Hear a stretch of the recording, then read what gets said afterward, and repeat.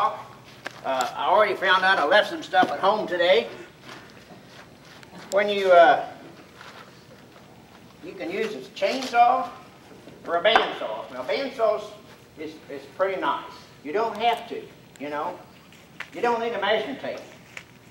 I don't measure anything. Forget about the whole measuring thing. You know, just forget it. Just grab you a piece of wood. This is a pretty good thing to have though. This, you need to make a round circle with it. It helps if you turn it around to start with. Don't have to. Turn on a bandsaw. The concept is when you have that half a circle or that half a log, you just, there's a center part, right? The core. You don't want that. But yeah, you can throw that in too. What I do, I end up with two pieces. This is just out of a green sycamore. Turn this around. I take the big piece with the heart in the middle and I cut 4 legs out of it. 2 on one side and 2 on the other. It gives you a spare. It's just firewood, right? Shit happens. You need a 4th one sometimes. So, you cut it down the middle, you can either throw that away, but generally, if you got a seat over here, you got enough room to cut 2 legs off of each center. So, and if you know your good straight wood's out here, so cut 2 legs off of here and here and throw the bed in the middle if you want. But this is all you have. That's all it is. 4 legs and a seat. This is pretty wet. I thought this is what I was going to do today because it happens fast, but it's going to slow water everywhere. So I thought maybe what I'd do is do a. This is a bur oak piece. So this is when we got our piece, you know, this is cut the seat out. So now you keep this, and you could do whatever you want to do with that. It goes back to firewood. And in this situation, it was a big enough piece, I ended up with 6 legs. You know? So you get 2 stools. You know, a lot of times when I have a log, depends on how the log is, it's longer on one side, you can make 2 seats. And 4, you know, you can mix them up. Make a stool with 1 top and 3 different kind of legs, you know. Mix it up a little bit. So you can pick out your legs here. This is kiln dried, of course. I cut it down yesterday. So we can pick through here and get 3 legs. We'll start out with 3 legs here. And this is bur oak. I've never done bur oak before. I never have turned it. It looks good, looks dense, and looks kind of... The other thing I like to do, as we go along here, I'll point out some things. I really like this ruler. You know, starts in the middle. It really does work, because when you're laying out 2 legs, put this right in the middle, and then count 2, 4, 6. 2, 4, 6. It's easy not to make a mistake. But this really works out with hats, too, because you want to find out how far you go to this side, where the center is, you can move it back and forth. But I find this really works out good. Is that a Harbor Freight or is it just online? It's not a Harbor Freight. All the catalog places that got those. Yeah, it's not that hard to find. They're out there. But I really like this one. And I like this. This is great. And I had one of the guys in the club, the winter worker, and he converted it over to a carpenter's pencil. And when you're working on rough wood, you know, it just breaks a lead out of those. This is great. Made a slide here, so it's really friction efficient. But there are several things here that I've kind of come up with the stool project, but you ought to have one of these. It plays a couple of roles, makes it round, and then we got to separate the circles. We got to find out how to put 3 legs on a round circle. So this helps out there. I made my own tool rest. I like this. Most all my stools are that long. You know, if you make a longer tool rest, then you don't have to keep moving it and going back and forth. This is pretty helpful. And I don't know if you guys, has anybody got one of those, As far as I'm concerned, that's the best tool rest there is around. This is great. You don't have to have one of their lays to get the tool rest. But it really has room in here. And if you got one of these, you don't have to make the other jig which I make, is a horizontal drilling jig. You don't need a drill press. This converts a lathe into a drill press. It's pretty simple. But if you had one of these and some duct tape, you kind of got the same thing.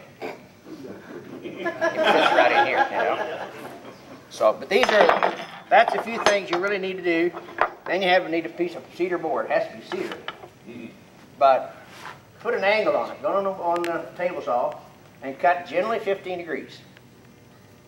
That's what I normally do. Put the legs on the stool at 15 degrees, and I cut the bottoms of the legs at 15 degrees too.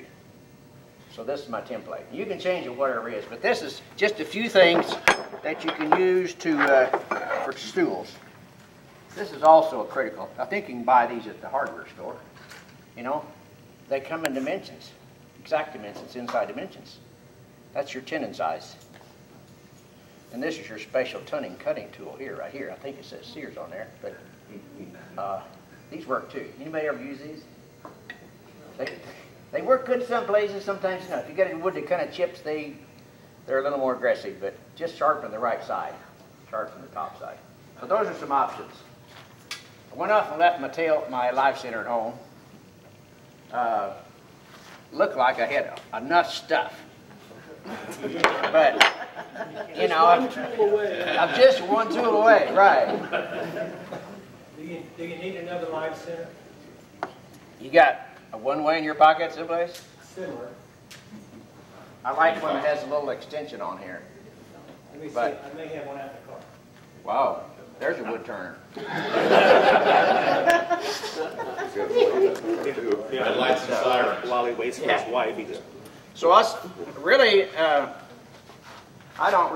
not really one of those people that writes a speech and tries to, because I can't read very good and I don't very good for notes, but I lived in Springfield a couple times, and I really work in Springfield too. I'm a mulch guy for Independent Stave Company.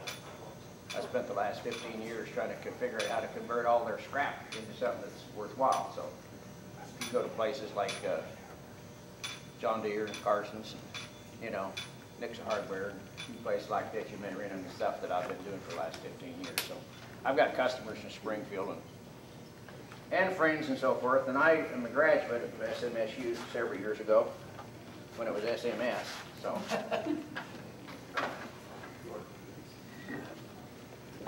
This morning, about the time I spent the night in Ozark with some friends, and about the time we got up, we had this really loud noise, like, my God, somebody just shot a deer outside the door, you know? Come out there and all the lights went off. Squirrel jumped across the transformer and put the electricity out this morning, so things are a little hectic around where I spent the night. Well, let's put this up here. I might say a little bit about safety. We need to, because, you know, people that have been around the equipment and so forth, you think, well, that's simple, it's straightforward, everybody ought to know that. Sometimes you don't. We just had a professional turner come in, and Jerry Clues. Is that what you want? Super. And Jimmy Clues likes to turn fast. He went around and turned all the lathes up to the high speed to start with. He said, you got to turn. And then he put a 2x4 in there, you know, to turn. Well, yeah. You know, he does his wing bolts. He turns fast. We had two different things blow up on us in that hands-on demo. You know, one guy had a big platter, and just about the time he had the platter with square ends, he approached the lathe with one of these. And I mean, everybody hollered, and the piece went flying at the same time. You know, and he was turning, you know, a piece like this at about 1,800, 2,000 RPM. And he hit, you know what happens. And another guy had a big piece, and he had it cranked up there. And when he turned it on, it just flew apart.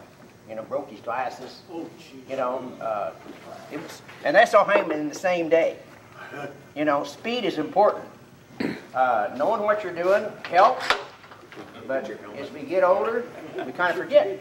You know, he just forgot that he had it on high speed, and he hit the button, and it just flew apart.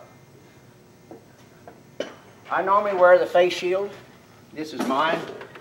I don't like the replacements they put on these things. they just really complicate life. But you know, you've almost got to have these or buy a new face shield. But I normally wear this. It's really hard to talk and put this on. So with that in mind, I probably won't do that. This lathe is really tall for me. This is where it needs to be, right here. Your spindle height should be at your elbow height.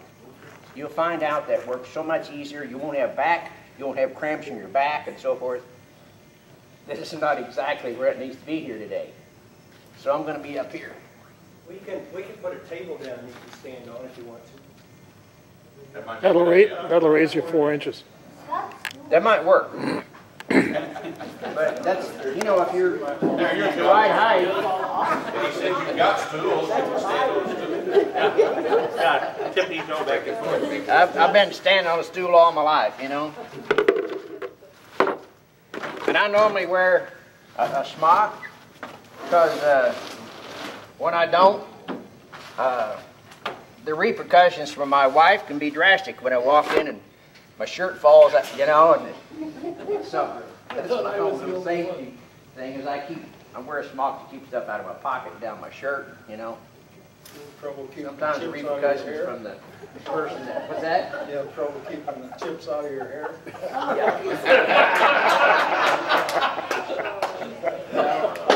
Well, let's do a little turning. It's always nice to start on a lathe you're not familiar with, but we'll see what happens here. First thing we're going to do, we need to make it round. This is going to be the top side of the stool.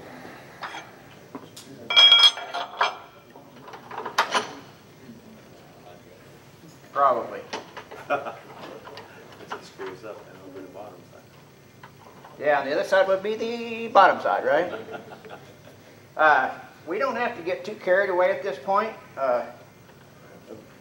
Being exact, and I just push that up there. You can do other things. You can put screws in it if you want, you know.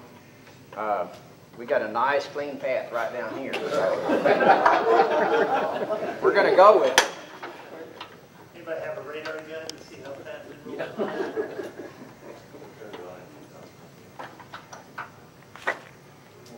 This has got an RPM meter on it. If you guys want me to tell you how fast I'm going, I can do that. How fast you going?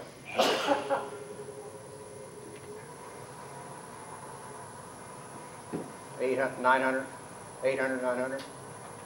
You really don't need to turn fast. You know, a good tool, good sharp edge, rub the bevel,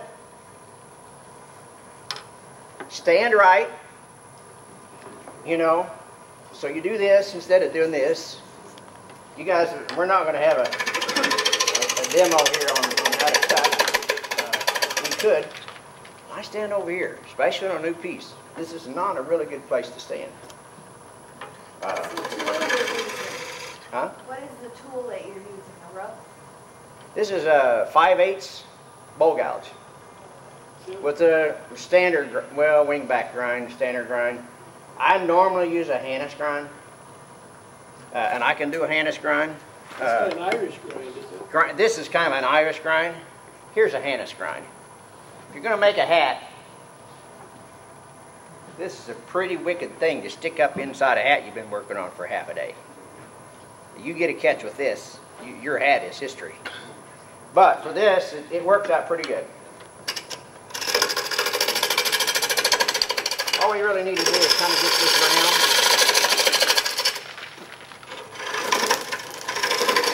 Looks like we got a knot or two in there. And I like the top of my stool. I like the top of my stool to have a little bit of a concave nature to it.